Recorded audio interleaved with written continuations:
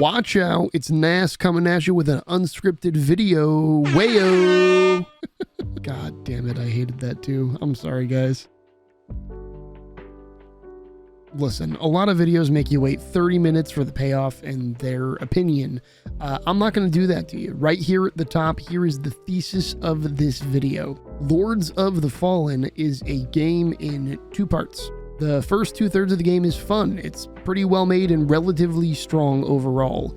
There's like a little asterisk on that, but stick with me. It's probably the closest I've seen a game come to directly nailing how actual Dark Souls feels, while still putting their own spin on things. The second game shows up in the final third of Lords of the Fallen. The final third of this game does its best to emulate the roots of its namesake, of that origin title in 2014, in that playing it makes me want to jump off a bridge. Hey, it's middle of the night editing Jake. Out of a morbid sense of curiosity, I booted up the original 2014 Lords of the Fallen just because, like, I had to know, like, was it really as bad as I remember it being?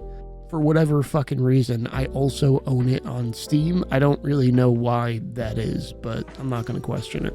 One of the things that kills me about this is that if it wasn't a Souls-like, I feel like it would be a pretty okay RPG as far as the design goes. Like, some of the enemies look pretty cool. The main character looks pretty neat. There's a lot of cool RPG shit going on here. But because it is a Souls-like, that's kind of what they were hedging their bets on, right?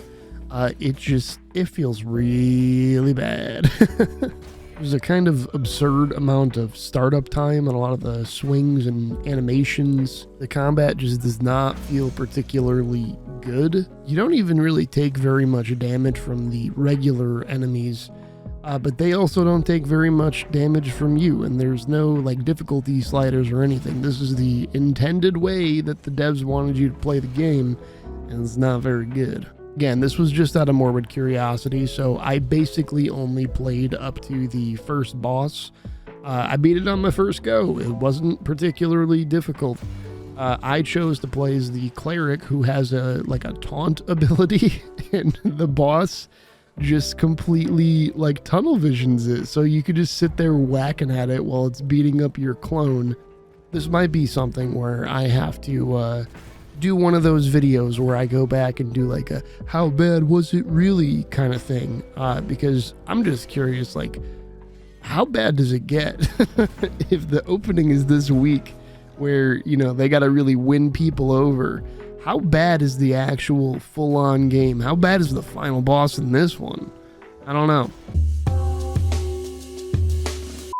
There's not a clever way to say this either, but the final boss is just lame as hell. Think Deacons of the Deep from Dark Souls 3, but he reads the Odyssey to you while you beat up his minions. This guy is anticlimax personified, and unless you specifically go for the other endings from the very start of the game, knowing exactly how to get them, this is going to be the final boss that most people end up facing.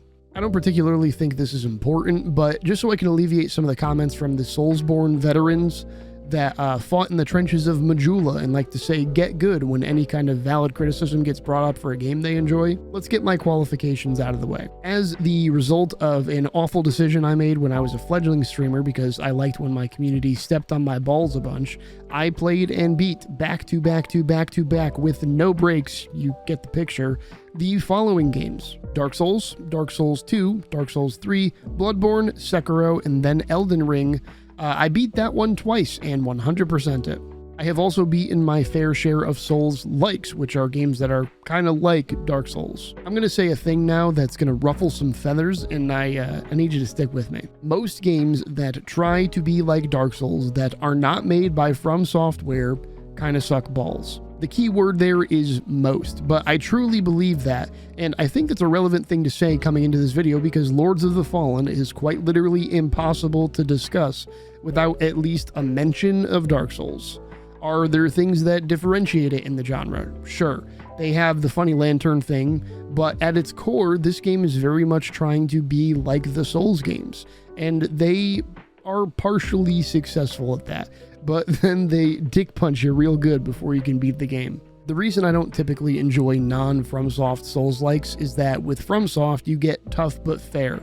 And with a lot of Souls-likes, you just get the tough part. Half-baked mechanics and stinky level design abound in the Souls-like genre. For the record, just so I don't get angry comments about how, I think that this Souls-like is pretty good. I think the Neo games are great. Remnant 2 was pretty fun, and I've heard a lot of good things about Lies of D's.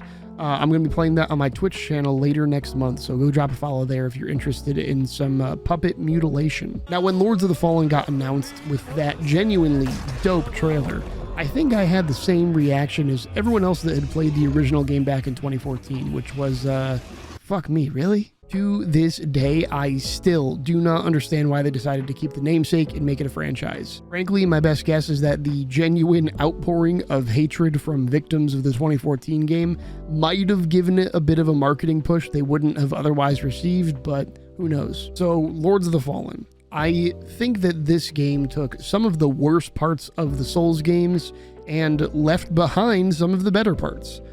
For example, why the fuck isn't there a map in game? They have maps, quote unquote, that are drawings that make no sense and do not point me in the right direction at all. It's 2023 and you created a sprawling ass map with tons of weird little hallways that lead nowhere and a confusing connection structure. Give me a map, damn you. Look, Elden Ring did the right thing by using Statues of Marika to eliminate the boss run. It's not fun having to do a gauntlet where you narrowly avoid getting your dick flattened before you even get to attempt a boss that is giving you a hard time. The Lords of the Fallen decided that they really liked how far you had to run to some of the bosses in Dark Souls 2 and copied that mechanic straight out. They should have left that one in Dark Souls 2, to be honest with you. To add to the lack of a map issue, there was one point where I got stuck, having beaten everything that I could find, and the next area was behind this obscure door I had forgotten about seeing 10 hours earlier. But because I had early access to the game, and the only people playing were streamers like me, and I was actually probably one of the furthest along streamers from the people that were popping into my chat, there was no resource for me to go to. I couldn't find out where to go, so I spent about a full hour looking around just trying to figure out how to get to the next major area so I could start progressing the game again. It was very frustrating for no good reason because it could have been alleviated by even just like the most basic of maps. Now, before I just go in on this game, let's talk about the good, because believe it or not, when it's not running at 6 frames a second or trying to test your willpower and see if you'll actually uninstall right before you get to the final boss, the game can be pretty good sometimes. The lamp mechanic, while it does have its problems, the main issue being that the enemies never stop spawning in the Umbral Zone, it's a pretty interesting and fun mechanic. The devs had to design an overworld and an underworld for each map, and it usually feels pretty good finding hidden skips, items, and general goodies with the lantern. As far as the combat goes, I enjoy the way they've kind of conglomerated stuff from every game that's ever had Souls under its tags on Steam. There's parries a la Sekiro and a block mechanic that I don't really know where to credit the origin of. I know Lies of P does this, and again, go follow me on Twitch. We'll be streaming that soon. But it kind of combines the Bloodborne rally mechanic with intentional play. Because in Bloodborne, you get hit, and then you go monkey mode, slashing away to get the health back before the recoverable health disappears. In Lies of P and Lords of the Fallen, the health is recoverable forever, like in perpetuity, as long as you don't get hit. Which means that you have to be very intentional and carefully get your hits in to recover your health bar rather than the health bar going poof after a few seconds. I like this, and I think it makes for an interesting twist on combat, even if I didn't use it very much with my build, which is probably a good time to talk about what I ran. I chose one of the advanced classes, and I'm not like stroking my own dick here. It literally warns you before you pick it that it'll give you a harder time. But I don't personally think that was true for what I ended up doing. I ran the Organ Preacher, which I turned essentially into a perpetually healing member of the Jehovah's Witness. We were the holiest of holy men. The Organ Preacher is supposed to be kind of a hybrid, where he hits hard up close, but also he has some range attacks with the radiant spells, which is kind of like Faith from other Souls games. Early-ish on, I got one of the boss weapons, which is essentially a lightsaber blessed by Jesus Christ himself. and I doubled up on the bless with my own enchantment spell, so occasionally it would just divine smite my enemies for true damage. I didn't have particularly high health, but if you dodge even just half decently with one spell that I found, I had a much easier time with bosses, even though I was technically supposed to be kind of a glass cannon. The second spell that completed my build was a passive heal that kept ticking as long as I had mana. This means that I could basically ignore any glancing blows and keep doing big damage while the heals ticked, only keeping my mana up with these little blue crack rocks, so my heal could basically have infinite uptime. I'm just gonna be blunt with you, I think my build was probably too strong for the majority of the game. The only real issues I encountered were with bosses that did tick damage on me, so think burns or poison. That kind of messed me up a bit. But then I got the constant heal spell, and all of a sudden it's back on easy mode. Some other positives out of the way, the combat feels good overall. When you die one-on-one, it's usually your fault, but you're rarely gonna die one-on-one. And I guess when the game's running well, it looks pretty good sometimes. There's a lot more I could say, but there's a ton of videos sucking off the things Lords of the Fallen does well, and I've yet to see anyone but Skill Up really go in on this game in depth, so I'm stepping up to the plate. Let's start with some minor frustrations, because the crux of my issues with this game are compounding little things. Ranged attacks against you have way too much tracking. You can't sidestep arrows like in Dark Souls because they fucking curve to you. Spells, I get curving around, but an arrow moves in a straight line. That's how physics works. They don't Tokyo drift in the air to hit their target, but Lords of the Fallen seems to think that that's fine. This means that you end up having to dodge roll pretty much every ranged attack, which can be super annoying in the snow area. Because the arrows there explode into ice clouds. So even when you dodge the arrow, you can still get fucked. Very, very fun. Tagging onto the ranged enemies problem, they just have too many enemies in general in some areas. There were points I was dying, not to a skill issue or a build issue or something else, but literally just like not having enough stamina to keep swinging on the mobs of nothing enemies they throw at you. This crops up in the Umbral Zone more than anywhere else because they just endlessly spawn stuff.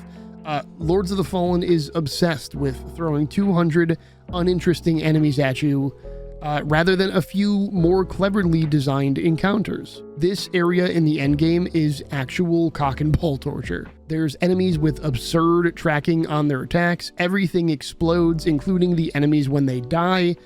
You instantly die if you fall into the lava, and there's 100 traps set up between where you are and where you have to get to. For the most part, it's fun exploring zones and trying to make it to where you have to go.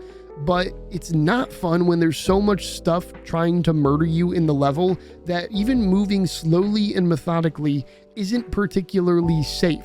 You are incentivized, especially in the end game, to just do these suicide runs to try to activate the shortcuts or find another checkpoint. It wasn't really an issue for me in the early game, but the closer you get to the end of the game, the worse this is. CI Games' approach to complexity was quantity over quality, and it really sucks when you go from relatively decent encounters in the early game to whatever the fuck this is. I don't really know where to put this either, but the rumors are true. Lords of the Fallen runs like shit. There were a few performance patches, and it ran a good bit better when I finished the game, but I had early access to the game build that they did launch with on day one, and I played for 16 hours, so I got fairly far in the game on my first session with it. And yet again, in that latter third of the game, the other like 6 hours I spent in it, it ran like ass, no matter how much I tweaked the settings. My running theory is that they just didn't have the time to finish this game up before launch, because there is such a noticeable drop in quality of level design, enemy encounters. Even the bosses start becoming worse as you get into the later stages of the game. There's this stupid crow boss where you have to wait 30 minutes for this orb to show up, and then you get to hit it once, and then you gotta wait again. There's nothing engaging about it, and the final boss is quite literally Deacons of the Deep, but worse. I couldn't even pay attention to his lore dump monologue because I still had to play the game, but he doesn't even attack you. What you're watching right now is it. This is the final boss. This is what you spent 24 hours working up towards. Words cannot explain how much I was disappointed by this absolute dipshit.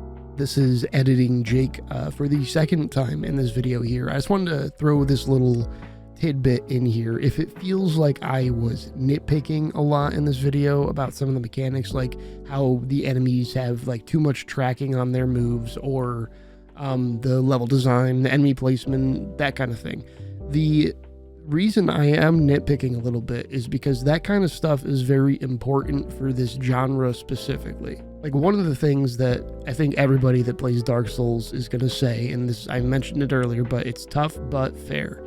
Elden Ring has probably some of the best hitboxes, assuming you're not playing PvP, because then you get the lag. But as far as like fighting solo bosses and stuff, it has some of the best, most absolutely fair hitboxes in any video game I've played. If you jump over, an enemy's swinging attack and it like barely skims the bottom of your feet and doesn't actually hit you, then you're not going to get hit. And that's very important in something like this.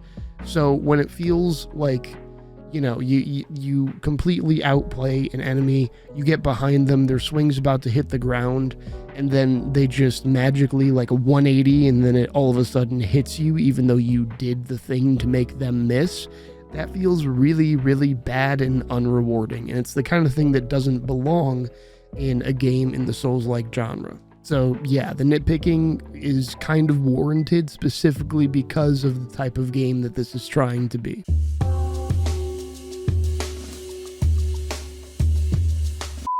I'm not going to get into like game design philosophy or anything. Most of the game is fine as far as bosses go.